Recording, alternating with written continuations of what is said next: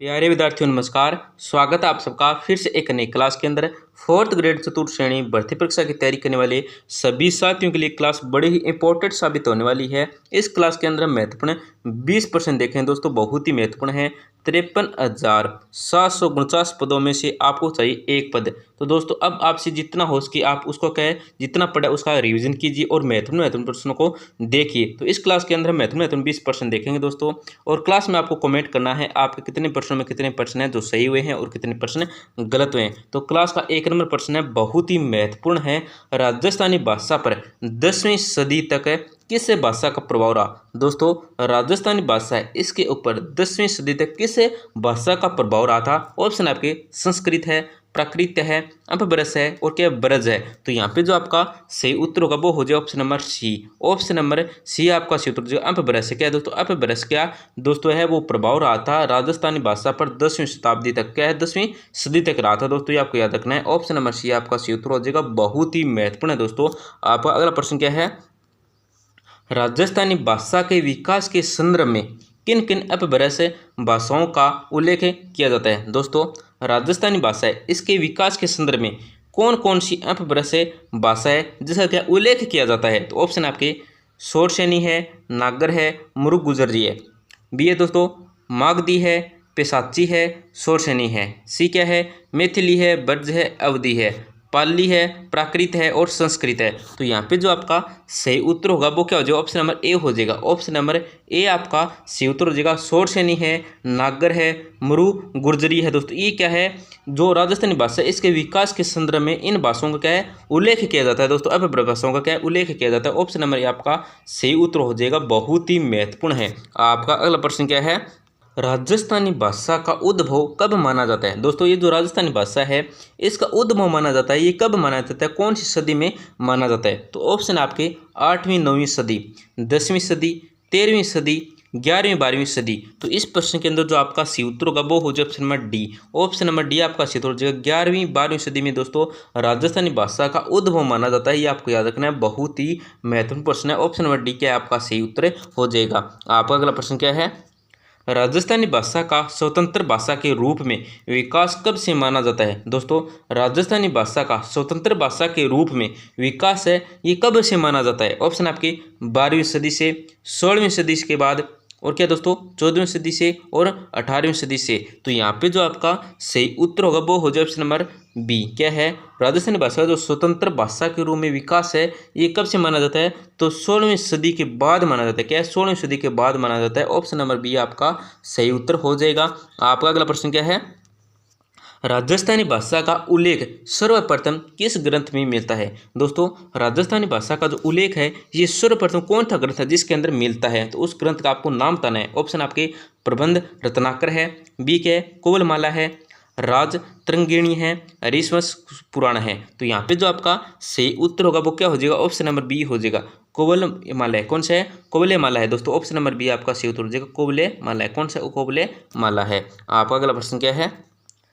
कोवलेमाला ग्रंथ के लेखक कौन है? दोस्तों ये जो कोवलेमाला ग्रंथ है इसके जो लेखक हैं ये कौन है? बहुत ही महत्वपूर्ण प्रश्न है दोस्तों। आने वाला प्रश्न 6 नंबर। देखो उद्योतन सूरी है, सोमदेव है, बलाल सेन है या पृथ्वीराज रासो है। तो यहाँ पे जो आपका सही उत्तर होगा वो हो जाए ऑप्शन नंबर ए। क्या है? ऑप्शन नंबर ए आपका सूत्र हो जाए उद्योतन सूरी है।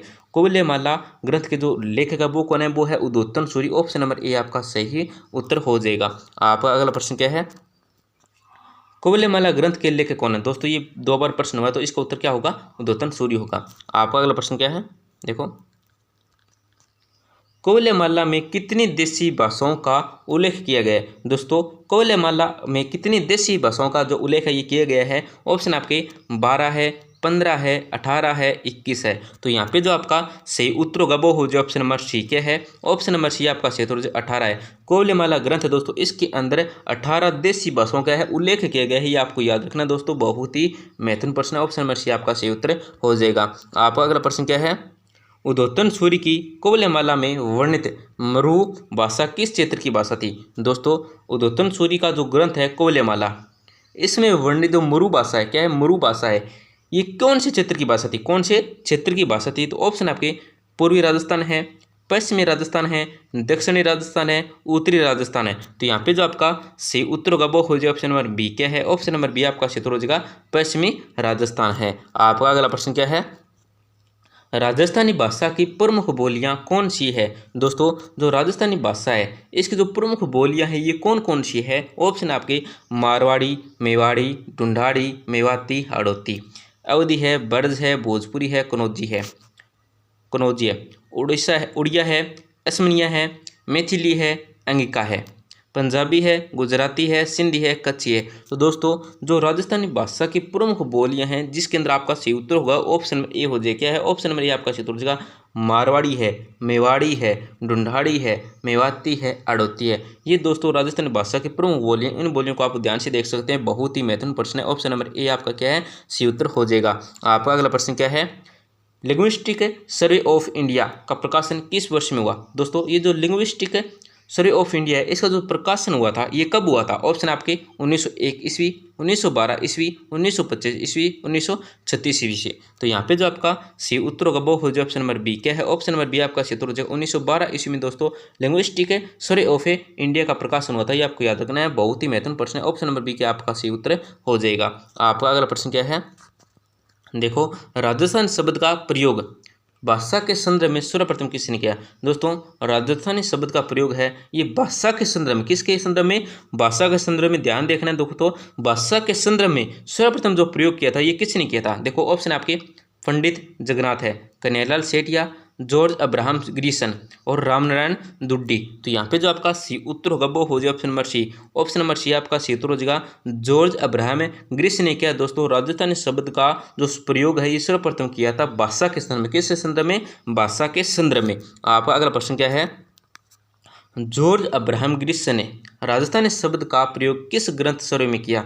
दोस्तों जॉर्ज अब्राहम ग्रीसन ने जिसने भाषा के संदर्भ में राजस्थानी जो भाषा है इसका सर्वप्रथम प्रयोग किया था, परंतु किस ग्रंथ सर्वे में किया था, कौन से ग्रंथ है जो जिसके अंदर ये प्रयोग किया था। तो ऑप्शन आपके लिंग्विस्टिक सर्वे ऑफ इंडिया है, प्राचीन भारतीय भाषाएं हैं, राजस्थान की बोली है, इंडिया लैंग्वेज है। तो यहाँ पे जो आपका सही उत्तर होगा वो हो जाए option number A, option number A आपका सही उत्तर हो जाएगा लिंग्विस्टिक सर्वे ऑफ इंडिया के अंदर दोस्तों इस ग्रंथ या सर्वे के अंदर जॉर्ज अब्राहम ग्रीसन ने राजस्थानी शब्द का प्रयोग किया था सर्वप्रथम। आपका अगला प्रश्न क्या है, डॉक्टर ग्रीसन ने राजस्थानी बोलियों को कितने मुख्य वर्गों में विभाजित किया है। दोस्तों जो डॉक्टर ग्रीसन है इन्होंने राजस्थानी बोलियां हैं इनको मुख्यतः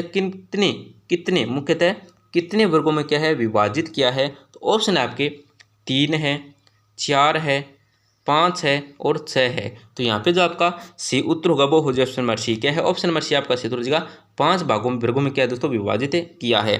आपका अगला प्रश्न क्या है, देखो राजस्थानी भाषा के विकास का सर्वाधिक उचित स्रोत कौन सा अपभ्रंश से माना जाता है। दोस्तों राजस्थानी भाषा के विकास का सर्वाधिक जो उचित स्रोत है ये कौन सा अपभ्रंश से माना जाता है। तो ऑप्शन आपके शोरसेनी अपभ्रंश है, नागर अपभ्रंश है, पेशाची अपभ्रंश है या मुरु गुर्जरी अपभ्रंश है। तो यहाँ पे जो आपका सही उत्तर होगा वो हो जाए option number D, option number D आपका सही उत्तर हो जाएगा मुरु गुर्जरी अपभ्रंश है। ये क्या दोस्तों राजस्थानी भाषा का विकास का सर्वाधिक उचित स्रोत माना जाता है दोस्तों, ये आपको याद रखना है। ऑप्शन नंबर डी का आपका सही उत्तर हो जाएगा। आपका अगला प्रश्न क्या है, मुरु गुर्जरी अपभ्रंश से किन किन भाषाओं का विकास हुआ। दोस्तों ये जो मुरु गुर्जरी अपभ्रंश है इससे कौन कौन सी भाषाएं हैं जिनका विकास हुआ था। तो ऑप्शन आपके गुजराती और राजस्थानी, अवधी और भोजपुरी, ब्रज और हिंदी, पंजाबी और सिंधी। तो यहाँ पे जो आपका सी उत्तर होगा वो हो जाए option number A, option number A आपका सी उत्तर हो जाएगा गुजराती और राजस्थानी। आपका अगला प्रश्न क्या है, राजस्थानी बोलियों में